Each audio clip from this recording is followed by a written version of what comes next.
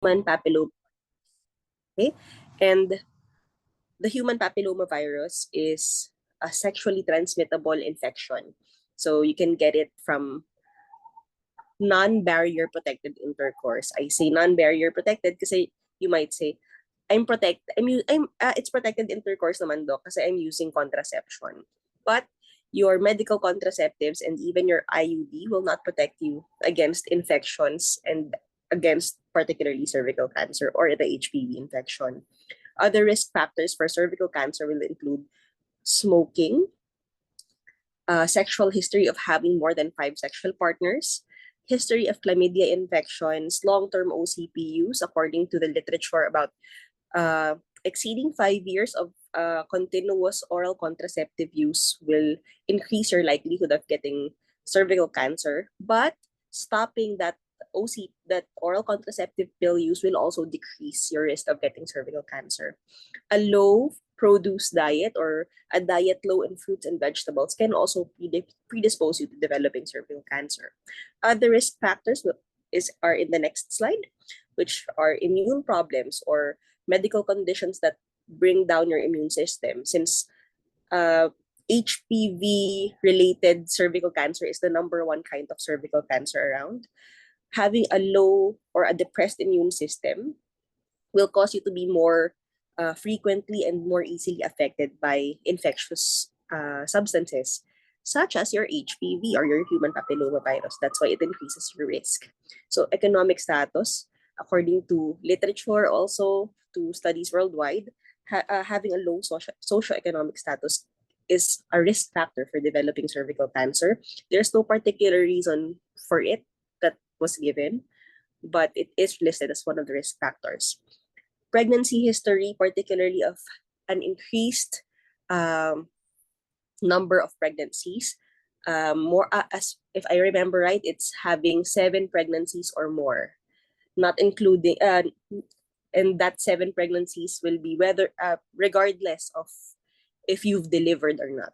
Okay, exposure to DES or diethylstilbestrol. This is a very old medication, and the kind of cervical cancer this causes is clear cell carcinoma, and it's not commonly used nowadays because DES actually also is how do you say this? It's harmful to babies. It will cause birth problems such as having no arms and no legs. So yeah, if you were born sometime in the 70s or even earlier than that, you might have exposure, so it can put you at risk.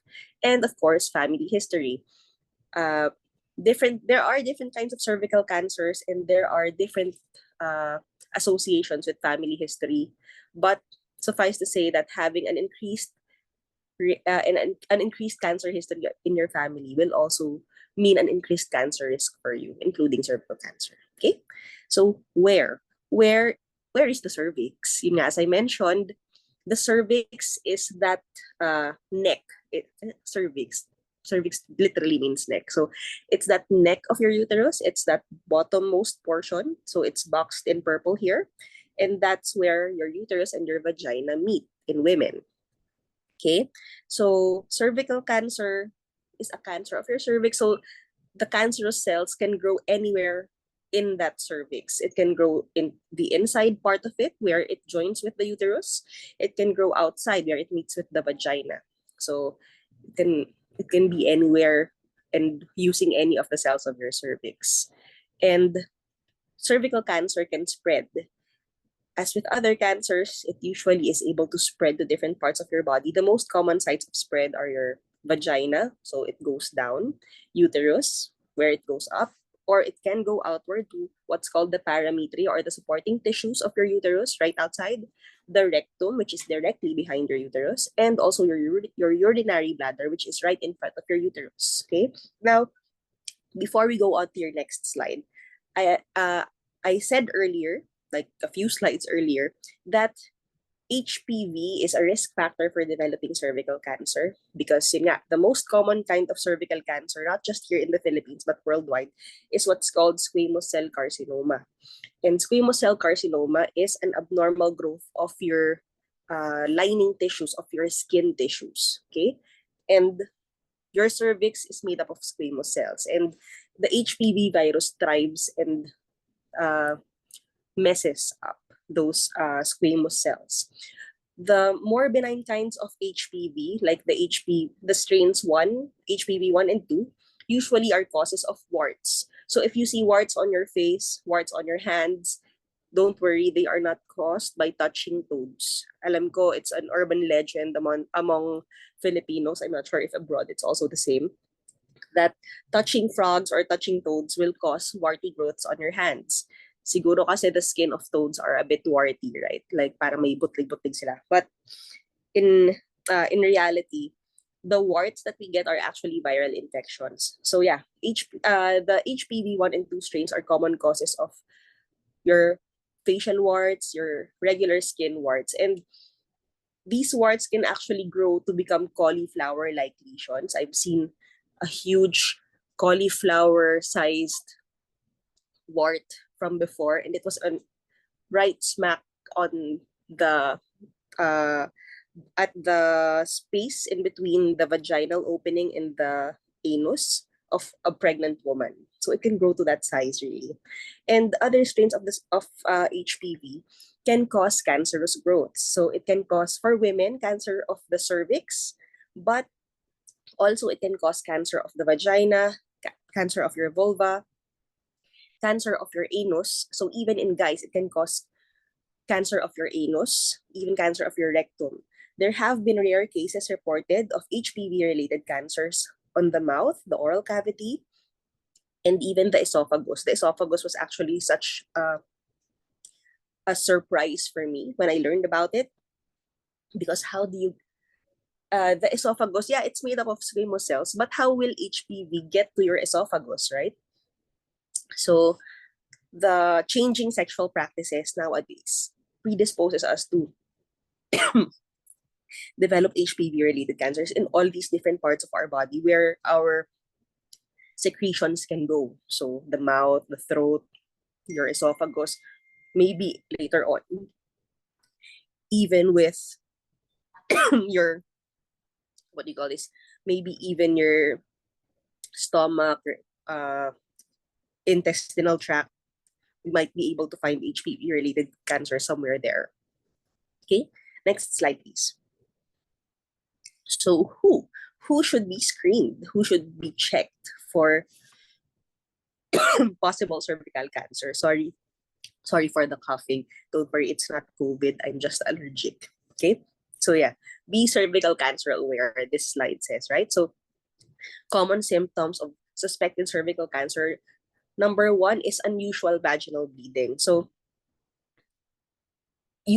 for women, we have our monthly periods, right? And if you've had it for several years already, you already know what it looks like, how much you bleed, how frequently and how many days it happens, the symptoms that happen a few days before it, right?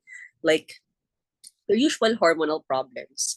But in cases of cervical cancer, you will notice that there is an increased amount, an increased duration, and sometimes even an unusual timing of the bleeding. It can happen whether or not you are on your period. It can happen continuously, like for more than 7 days, sometimes even for more than a month. And actually, bleeding lasting more than 8 days, even if it's coinciding with your monthly period, should still be checked. It might be cervical cancer or it might not be, but syempre we would like to be we would like to err on the side of caution. All right, so next is pain and discomfort during sex. So cervical cancer usually presents as a mass in the cervix, and during sex, of course, it is possible for the penis or the fingers or whatever is inserted into the vagina to come in contact and to produce an impact on that growing cervical mass. So that can produce pain. Unpleasant smelling vaginal discharge, and this is very characteristic of HPV-related cervical cancers. It does smell very, very bad. It smells, how do I describe this smell? Because I have, it smells, sorry, it smells like rotting fish. So I know as women, we do have episodes of like having vaginal discharge sometimes that smells like fish, a little bit like fish, right? Sorry about that. But there are some discharges that are slightly fishy smelling and that are not cervical cancer.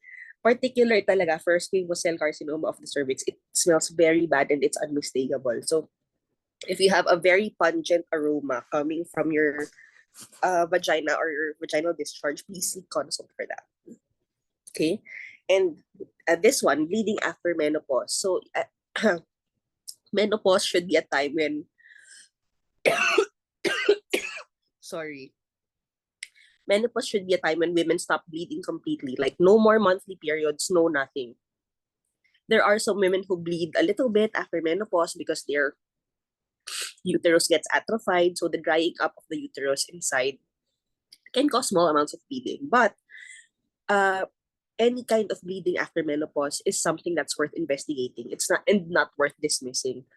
As I mentioned, that bleeding after menopause can be because of the thinning of the lining, but it can also be because of cancerous growths on your cervix or even in the uterine lining itself. Okay.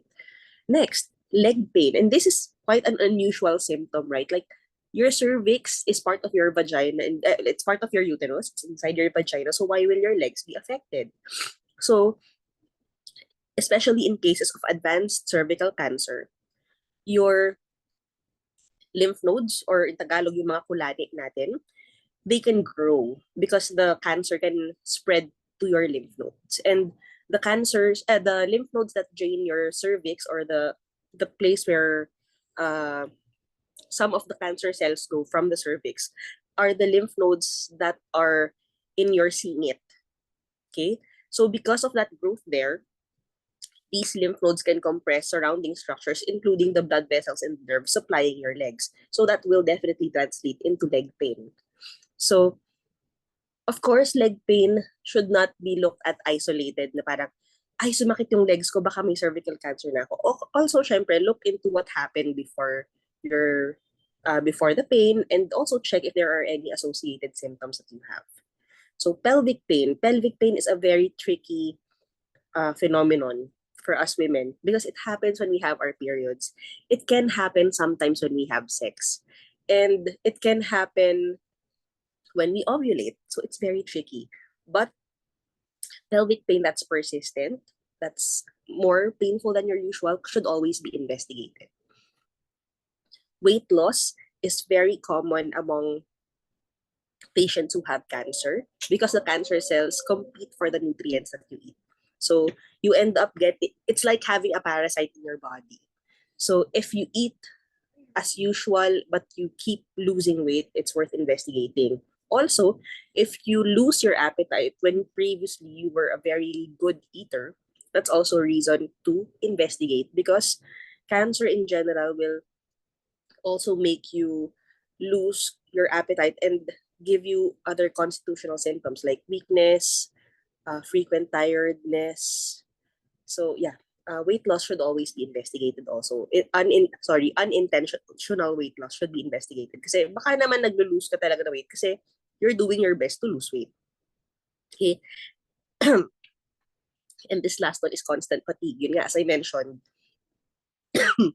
cancer will give you like a gamut of your constitutional symptoms: weight loss, fatigue, sleeplessness or sleeping problems. Sometimes it can cause body aches, it can cause headaches, it can cause a general feeling of being unwell. So don't forget to always listen to your body because it's very important for you to be aware and for you to be proactive about your health. Okay, next slide, please. Okay, so the next one we're going to talk about is how. There are many hows with cervical cancer and HPV. Okay, so how can I avoid getting cervical cancer? So knowing the risks of having getting cervical cancer, here are some ways that we can practice to avoid it. So syempre, number one is get the HPV vaccine. Knowing that the number one kind of cervical cancer is caused by the human papilloma virus, it's parang a no-brainer that a vaccine will be something you can use to prevent it. And according to studies, there are only two kinds of cancers that can be prevented by vaccination, and the number one cancer that can be prevented by vaccination is cervical cancer. The other one is your hepatitis B related liver cancer. But mas common na nangyayari talaga ang cervical cancer. Yun nga, kasi as we mentioned earlier, it's the second most frequently diagnosed cancer in women worldwide. Second is to stop smoking. And third, you can see there, stick to one. As I mentioned, having 5 or more sexual partners from your sexual debut can be a risk factor. And it's because you are more exposed to different partners who may or may not have had contact with someone who's had HPV before, right? So it kind of makes sense kasi at least if you just stick to one person, you are going to be sure na kayo lang talaga ang in contact with each other, and there's a very low risk of getting sexually transmitted infections, including HPV. So use of condoms, as I mentioned, your condoms or your barrier methods are excellent at preventing infections, sexually transmitted infections, not just HPV actually, but even your gonorrhea, chlamydia, and trichomoniasis. So all of these sexually transmittable infections, and herpes papilla, I forgot to add that, can be prevented by using barrier methods. Other sexually transmitted infections like your pubic lice, syempre hindi na covered ng condom dahil the hair of your pubic hair will eventually come in contact even if you have a condom on, right? And the last one is get yourself checked. Kasi early onset cervical cancer, like when it's very, very small, can be excised and easily treated. Okay, next slide, please. Another how question is, how is cervical cancer treated? So as I mentioned, very, very small cancers are easily treated kasi they can be excised. So for very small lesions inside the cervix, usually mga less than stage 1A or yung mga tinatawag na intraepithelial lesions pa lang, like they are just within the what do you call this? They are just in one layer of cervical tissue, like on the very outside lang. They can be excised by different procedures called conization, or if you've heard of LEEP. Yan, maraming klase na pwedeng pantanggal sa kanila. And there's even yung anong tawag ito, yung basta yung we use liquid, I forgot the term, but we use liquid nitrogen to excise those cold knife method. We use liquid nitrogen to remove those lesions then. Okay? For larger lesions, stage 1A up to 1B1, those are usually confined to the cervix and do not spread further out. So it's hysterectomy or removal of your uterus, chemotherapy, and radiotherapy. For larger lesions from stage 2A1 and further, even up to stage 4, chemotherapy and radiation are the mainstay. So you might be asking me, Dok, paano yun kung bata pa ako na-diagnose, wala pa po akong anak, and I would still want to become fertile, or I don't want to be put into medical menopause because of cervical cancer? Because I've actually had patients who discovered that they had cervical cancer at the age of 28, 29. I think the youngest that was that I have come across is a 26-year-old. So these women would still want to get pregnant. They would still want to have kids, and they don't want to go into menopause yet, because if you stop your ovaries from functioning, syempre, that will bring about all sorts of let's not say havoc, but all sorts of changes that we don't want to happen in younger women pa. So we want our bones to be strong. We want to have our youthful look pa, di ba? So as much as possible, we don't want to remove your ovaries. So sometimes what we do is we remove the uterus if it's mga 1A to 1B1 lesions. We remove the uterus, but we keep your ovaries and we move them up a little bit further para hindi sila tatamaan ng radiation. Okay? So next slide. All right. So how is cervical cancer diagnosed? So one of the most important screening tools is your pap smear, and we'll go into that later. But aside from the pap smear, we also would like to hear about your symptoms, and we also use imaging methods to take a look at not just the cervix but also the the areas surrounding it. Kasi nga, it can spread. And even, for example, even if you have a small lesion lang on your cervix, but there's evidence of disease elsewhere, that already makes you that already puts you at an advanced stage of cancer. Okay, so next slide, please. This is another how. So how are the pelvic exam and pap smear performed? So a lot of women are intimidated and afraid of getting pelvic examinations because they are afraid of pain. And that's very valid kasi we have to insert an instrument into the vagina to open it up a little bit. Hindi naman open it up to the level na parang manganganak ka. Medyo OA yun. But it does bring about discomfort kasi it will stretch out your vagina. Okay, so we do this pelvic examination and pap smear with you lying down, and then we have your feet up in stirrups and opened a little bit, syempre to create room.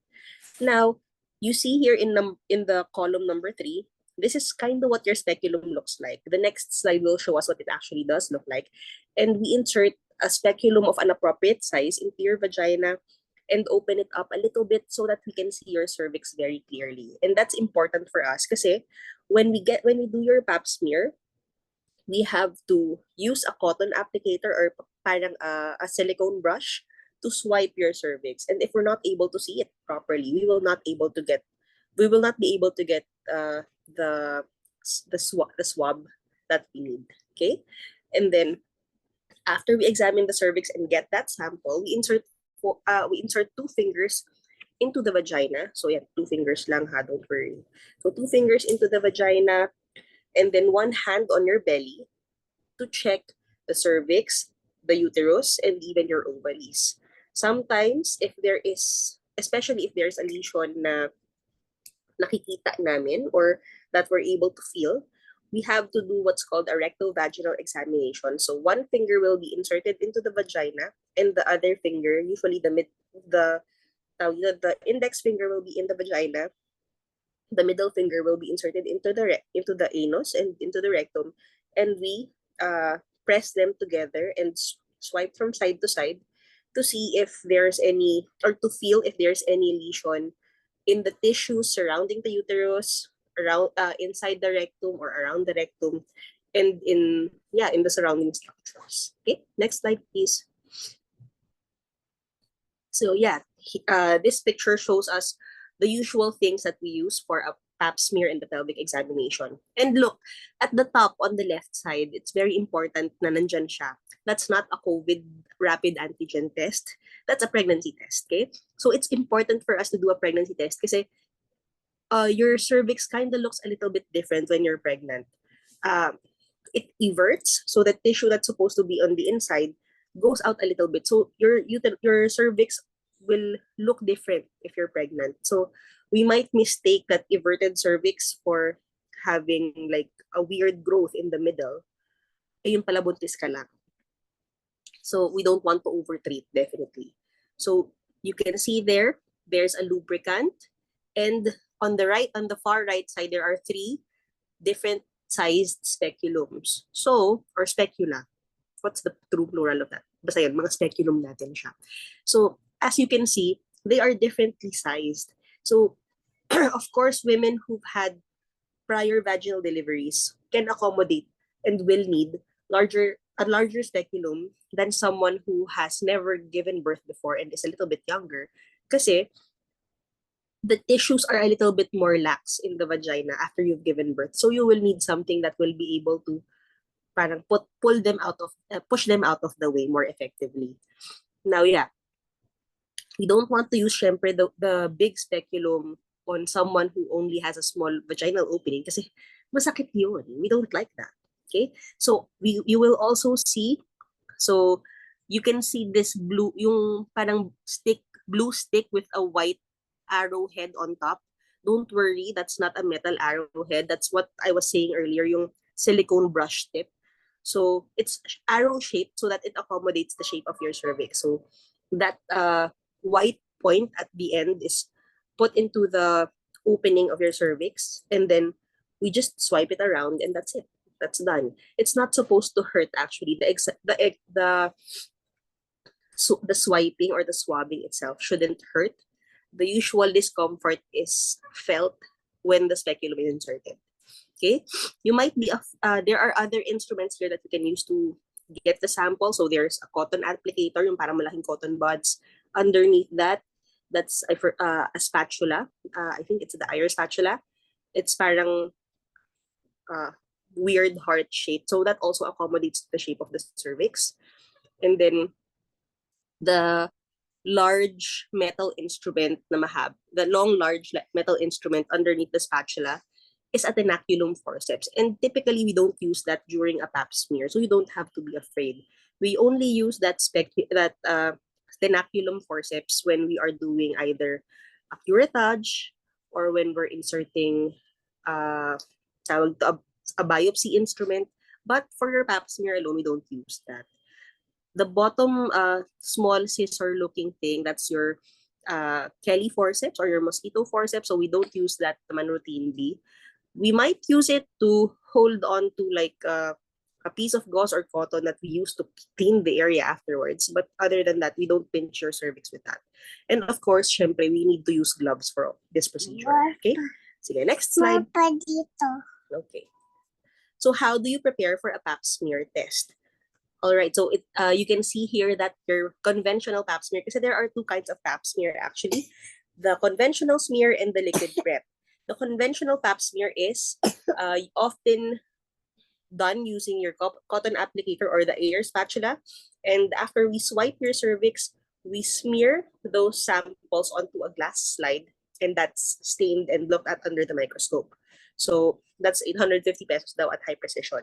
The other kind of pap smear test is your liquid prep test, and that's the one where we use that Cyto brush or yung parang silicone brush tip.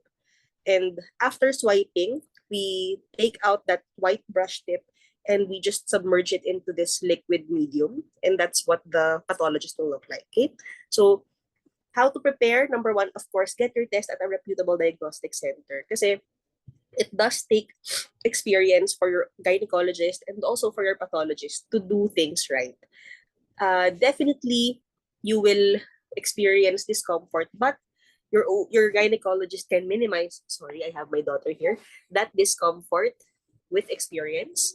And of course, your pathologist will be able to identify more properly the lesions that they see if they are more experienced also in looking at those samples. Okay?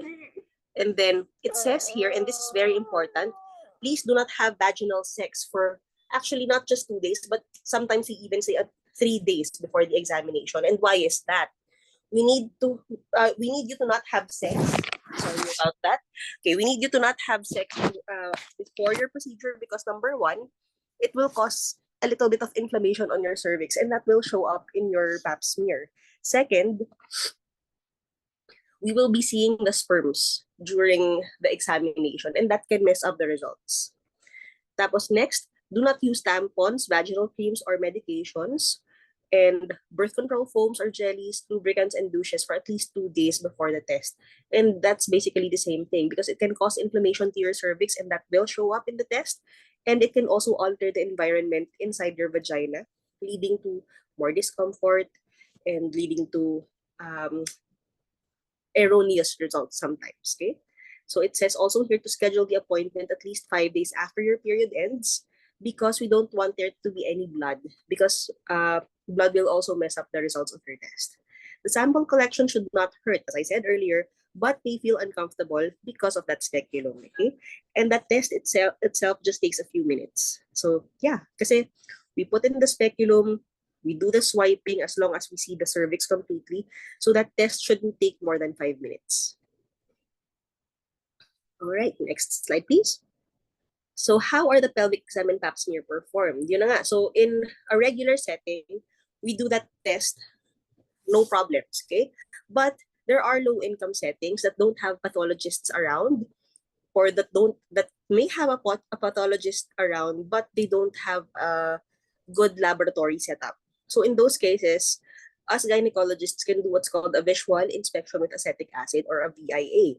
And you're seeing that to puti right there because it's literally what we use. It's acetic acid or vinegar. So it may be done in place of the pap smear. So what we do is, we have the speculum inside, we see the cervix, and so we clean the cervix first using a piece of gauze or a piece of cotton. And then once the cervix is cleaned, we wet a cotton ball with your acetic acid and we press it onto the cervix for a few seconds. And then after we take it out, we take a look at that cervix and look for areas where there is whitening, or what's called acetal whitening. And your cervix isn't supposed to turn white when we put vinegar in it. If it turns white, it does mean that there may be invasion by HPV. So we do need to biopsy that part and see if there are any changes na related to HPV or cervical cancer na not HPV related. Okay, next slide, please. Okay, so we're done with the how. Now we go to the when. Okay, so when should I get a pap smear? That's the big question, right? Kasi like, Doc, paano yun? I've never had sex before. Or, Doc, I've had a pap smear before, but I forgot na when I last had it. So the recommendation is to start getting your pap smears at the age of 21, whether or not you've had sex. And you might ask na, Doc, why should I get it at 21 if I haven't had sex yet and I'm not at risk for HPV? You're right. You're not at risk. You're not at risk for HPV, but you can be at risk for other cervical cancers that are not HPV related. Okay. Next, how many years in between pap smears? 2 years. But that's provided that you've already had previous at least 3 pap smears that tell us na the results are negative, because it typically takes, sabi nila, around 3 years for cervical cancer to start developing. Now, the guidelines internationally say that, yun nga, so you get 1 pap smear a year starting at age 21. Or sige, kung hindi mo pa napagawa at 21, you can get it later. Basta 21 is like the lower limit, okay? So get annual pap smears. If you've had 3 consecutive pap smears that are clean, you can actually get it once every 3 years. But for Filipinas, we advise usually a little bit more frequent kasi according to statistics, we are a high-risk group. Being Filipino makes us higher risk. So mas maganda raw na mas frequent, kaya 2 years in between pap smears. Now, there is such a thing as co-testing, and what that is a pap smear plus an HPV DNA test. And what's that? So aside from getting a swab from your cervix for the pap test, we also get a swab and check for presence of HPV DNA. Now, that is more specific at detecting HPV infections and beginning cervical cancer. So if you've done it once and it's negative, you can get 1 co-test every 5 years. Okay, so yan, mas sensitive kasi siya. And 65 is the age that we recommend to stop getting pap smears. So there's an asterisk there because technically speaking, we might not stop at 65. For example, you used to have regular pap smears and then you stopped when you were, let's say, 60. And then you didn't get another test at all. So when you get, and then you remembered 65 years old ka na. So will we test you only at 65 and then never again? No. We still have to test you for at least 3 more times after after that. So kunwari 65 and then 66 until 67 years old. If you get yung series of 3 na normal na, then saka tayo titigil. Okay? We can also stop getting pap smears earlier if, for example, you've had a hysterectomy, tanggal lahat pati cervix. And prior to that, you've had normal pap smear. So there's no reason naman to get a pap smear after that. Okay? All right, next slide, please. So the HPV vaccine naman. So what's the HPV vaccine? So the HPV vaccine prevents the human papillomavirus types that cause most cervical cancers, as well as some of the cancers of the anus, vulva, vagina, and oropharynx, as we mentioned earlier. And this vaccine also prevents HPV types that can cause most genital warts. And approximately 80% of sexually active individuals may contract an HPV infection at some point. Kasi nga, HPV infection isn't just those cancer-causing varieties, but a lot of HPV is actually warts. And even the warts on your face or the warts on your hands can infect other parts of your skin, and that includes your genital areas. So when should you get the vaccine? So from the age of 9 and above, and it's recommended not just for women but also for guys. So it's ideally given before you're sexually active. That doesn't mean that you shouldn't get it anymore if you've had sex na before. Okay? So if you are at least 9 years old, whether or not you've had sex and you want to get that vaccine, please get that vaccine, okay? So it's not advisable for individuals, syempre, who've had a severe allergic reaction to any of the vaccine components. Usually, we ask if you've had history of vaccine-related allergy. So even with your flu vaccines, your rabies or tetanus vaccines, if you've had reactions to that before, please declare that, okay? And also pala your COVID vaccine, kasi that's another one we should have all had. Okay, this is not advisable for pregnant women kasi it's composed of an inactivated form of the virus, so that can cause an infection that can cross to the baby. So we don't like that. Okay, so yeah, speak to a doctor syempre before anything else kasi we would like to make that clear. So there are 3 types of HPV vaccines currently available in the Philippine market. That's Cervarix, Gardasil 4, and Gardasil 9. Cervarix contains 2 strains of HPV. Gardasil 4, as the name implies, contains 4. Gardasil 9 contains 9. Okay? So, for all of these, consistently, they will contain activity against HPV 16 and 18 because these are the 2 earliest known na cancer-causing strains of HPV. Gardasil 4 and Gardasil 9 have additional strains covered. So, syempre, Gardasil 9 will have 9 strains covered. And, syempre, the more strains you cover, the newer the drug is, it's also going to be more expensive. Okay? So, recommended age, sabi dito 9 to 26 years old. Does that mean, Doc, that if I'm above 26, I shouldn't get the vaccine anymore or it's not recommended? You can still get the vaccine and you should still get the vaccine. But the recommended age lang to start is at 9 to 26. But it will still have a benefit even after 26 years old. Okay? And it says here that Cervarix is recommended for females only, while Gardasil 4 and Gardasil 9 for both women and men.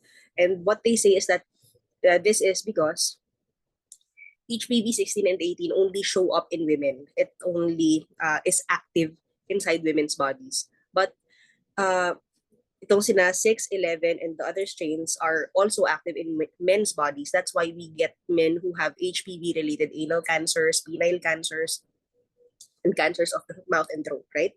Okay. So, Gardasil, and also yan, yung mga genital warts. So, it says here that your Gardasil 4 and Gardasil 9 also prevent not just cancer growth, but also growth of genital warts. Is the HPV vaccine safe? Yes, it is safe. I've had the cervical cancer vaccine, and the main problem I have with it is that it makes my arm feel heavy for like 2 days. But after that, that's okay na siya. Your dosing is usually, it comes in 3 doses, except for children. Pag less than 12 years old, we usually give it for, anong tawag dito? We only give 2 doses of it. The first one and then the next one after 6 months. If you're older than 12, we usually give it 3 doses, 0, 2, and 6. So the first one, then the second one is 2 months after the first one. The last one is 6 months after the first one. Okay. Sige, next slide, please. Yan. So, I'll turn you over to Maria for further guidance about how to contact a professional at Hati Health for your cervical cancer and HPV vaccine-related concerns. Thanks so much, Dr. Jean. Very informative, and definitely, yeah, the HPV vaccine doesn't hurt. I think it's as any other vaccine. So, and I saw earlier from the results of the poll, there's a lot of people who are very interested in finding out more about how to get access to those resources.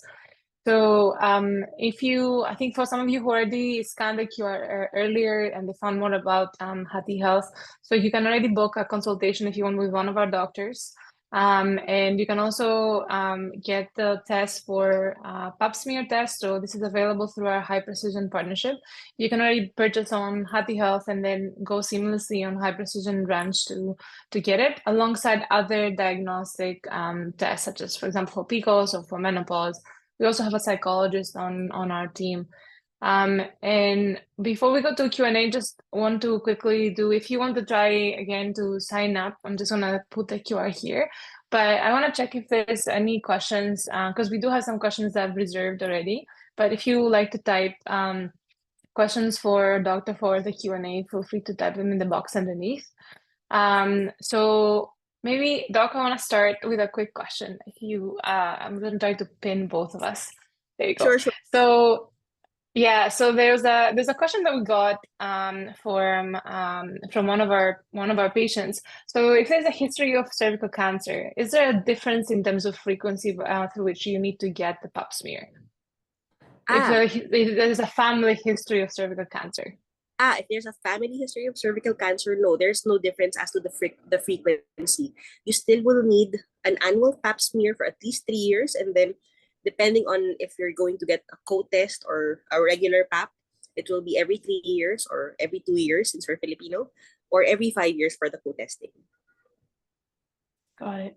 And then in terms of the vaccine itself, so obviously we talked about this is from 9 till 26 usually. Is it still worth for someone who's a little bit older? So I think someone's asking for a 57-year-old woman to still get the vaccine. Yes, it's actually still worth getting the vaccine even if you're already much older than 26. There are some newer studies, I think this was published in 2022 or 2023, that there is even benefit to getting the cervical cancer vaccine or the HPV vaccine if you have been diagnosed with an HPV infection. So that's something new also for me. Interesting. And then for the vaccine again, is there any long-term side effects for getting the vaccine? Not really. As far as studies have been concerned, and these are parang yung the phase 4 studies, that the ones that are tracking post-marketing problems of drugs that have been released, there don't seem to be any long-term side effects related to getting the HPV vaccine. It doesn't make you get warts more frequently. If anything, it actually combats getting genital warts. And it's been around for a real long time. I think that's the important part, that it has been around for a long time to allow for people, first of all, for a lot of women to get vaccinated, but also for a lot of studies to be conducted to provide for to be able to provide for like a viable study group to get good results. Is that right? That's right. And I will be aging myself with this, but I'm trying to remember when I got my cervical cancer vaccine, and I think I got mine about sometime between 15 and 20 years ago. So that tells you how long it's been around. Yeah. So I think the other important part for the vaccine is that apart from knowing about it, the fact that you need to get it, a lot of times people are asking how expensive this is. So if you like to go ahead, and I'll provide us an answer first, but yeah, go ahead first. What is the price for the HPV vaccine? Yeah, go ahead, Maria. I think I would like to also let the audience know how much it is with Hati Health first before I give them an estimate of how it is outside. Yeah, so I think for us, what we do, because we focus a lot more on employer benefits, but also we work with participating clinics. So we've seen that the price is it's a pretty expensive vaccine, but at the same time, we know this is pretty worth it. So we've seen different prices from 3.5 to 4.5 to 5K even sometimes, depending on the dose, if it's the Gardasil 9. So I think there's a difference in the price between the two. For those who work in an organization or workplace, there is a lot of HR professionals who have reached out to us and asked us if we can vaccinate their workplace. So if someone from your organization is interested in getting vaccinated, please reach out to us. I'll leave my email also in the Q&A box, because we do vaccinations on site. And then we also actually will be one of our doctors along. So we do vaccinations on site, and we try to do volume-based pricing. So yeah, feel free to, I'll read my email here and we can reach out. But Doc, please, I'd like to hear your thoughts also about this. Yeah, so it does depend on where we get the vaccine, how what kind of vaccine we're getting, and how many we're getting. So the price range of the vaccine itself, just the vaccine, if we get it from the supplier, for Gardasil 4, as far as I know, it ranges from around 3,000 to no 2,500 to like 3,500 or 3,800 pesos. That's Gardasil 4. For Gardasil 9, the usual price nowadays is around 5,000 to 6,000 pesos per vaccine. So if you're going to get it with Happy Health or with your institution, you might get it either at cost or with minimal professional fee from your doctor. But if you get it outside from a private clinic, it will definitely cost more. Like I'm from the province, and when we give the Gardasil 9 at in my clinic at the province, price will usually range from like 8,000 to 8,500 pesos, while the Gardasil 4 will usually cost, I think, 5,000 pesos per shot. And that's just per shot. So there are some institutions that offer like packages for if you want to get all three and pay for all three in one go. So they do give a discount for that. But for others, yeah, it will be a per shot basis talaga. Yeah, so we've seen some organizations who are interested in subsidizing a portion of the cost, or creating with us a payment plan to come up with a way for that to become a little more affordable. So yeah, if someone is interested in that, please let us know, because it's definitely is a worthwhile investment. It is let's look at it as a cost for sure. That's right. The next question is, yeah, so next question is, can the cancer be detected, checked when giving birth or doing any other standard checkup done during pregnancy that isn't a pap smear? That's a very good question. Kasi realistically speaking, here in the Philippines, there are a lot of women who don't see their gynecologist before they get pregnant, right? And it's only when they find out that they're pregnant or when they're about to give birth that they see their OBGYN or their care provider, right? So, uh, aside from the pap smear, if there's no visible lesion on your cervix, we don't usually see it with the naked eye. And uh, if I'm not mistaken, the most recent recommendations are actually to not touch or to not do a pap smear when you are between when you're between 12 until 36 weeks, because touching that cervix can cause contractions when you're pregnant. Okay, so of course we don't want to endanger the baby and your pregnancy, so we usually lay off of your cervix if we don't have anything to do there. But for example, you're pregnant, you experience bleeding, of course we're going to take a look, but that doesn't mean we're going to do a pap smear just immediately. An ultrasound will be something we will do first if we see bleeding during pregnancy. So cervical cancer is usually not at the top of our list if there's no mass or there's no outright lesion on the cervix or around the vagina. Yeah, I think this is actually a good opportunity to mention that a lot of the times for a lot of Filipinas, what we've seen is that I would say the obstetrics checkup becomes the first opportunity for women to visit an OBGYN. I don't know if this is something that you see also in your practice. And in those cases, I guess what would be the first step for those who have not done a checkup before, how would you guide them around it? Ah, that's a very good observation. Even in private practice, my patients are a lot of them are first time checkups when they get pregnant. I do have nowadays more young women getting checkups because of symptoms that they have. Sometimes it's related to having sex, vaginal discharges, problems with their menstruation, right? If it's your first time going in for an OBGYN consult, whether it's because you have symptoms or you just want a general checkup, please be very upfront and honest with your OB, and actually with any doctor that you see. Don't be afraid of being judged. Don't be afraid of covering up.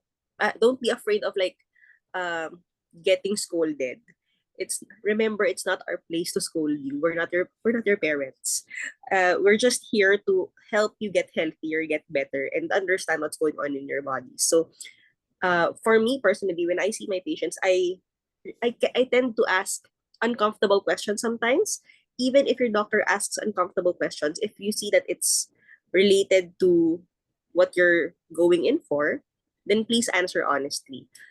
And if you're not comfortable answering a question, let your doctor know that. Or if you're not comfortable having a procedure done, let your doctor know that. Or clarify with your doctor so that if there is some misconception involved in that apprehension or in that difficulty, we can clear it out for you and we can sort out the next best thing to do if you really don't want to have it done. Got it. And I think I have one last question that to me is the most intimidating part of, okay, so you've done your pap smear, you get your results, and then you read the results, and the results are a bit incomprehensible. So maybe if you can just help us and see when people get the results, sometimes they don't necessarily understand and they will not go back to the doctor to get a good interpretation. So maybe some good advice you would give about what would be a good step or how do you understand what the results mean? Okay. So your pap test will be there are 3 results to your pap smear test results, or 3 parts. Did I say steps? I meant parts. Okay. So 3 parts. The first part will tell you how adequate the sample that we got is. Second part will tell us if there's any sign of HPV related growth or malignancy. Third part will tell us any additional findings. So for the first part, so syempre you will see your name on the results and other information about you. And yeah, that first part will tell you, is it is the specimen adequate or not? Oftentimes what you will see is adequate sample adequate sample obtained, or sample is enough for basically something that says to that effect. The second part is what we usually look at to see if there's any sign of cervical cancer, and what we like to see is no sign of intraepithelial lesion or malignancy. So an intraepithelial lesion is growth or changes in the cells that are lining your cervix, but only in one layer. Malignancy is when those changes in the cells breach that one layer and go deeper and invade other parts of that organ, particularly the cervix in our case. And then the last part will tell us if there are other things present, such as inflammation, infection, other changes or other visible things in that sample, such as semen, blood, and other foreign bodies. Great. Well, thanks for breaking this down for us. We're on time. Just want to see if there's any more additional questions anyone wants to add to the Q&A box. In the meantime, so we've seen people who've signed up already for the raffle. We'll notify you after the end of the webinar through email for the lucky person who has won the checkup. So the checkup is your typical annual test, right? For an ultrasound, a pap smear, and also a CBC. And you can also get a free consultation from our platform. So hopefully you'll see Dr. Jean again if you want to do a consultation. I don't see any more additional questions, I think, on the box. So I would like to thank you so much, Dr. Jean, for joining us today and walking us through it. And I hope you enjoy the long weekend. Thank you, everyone. Enjoy your weekends. Hope you have a weekend.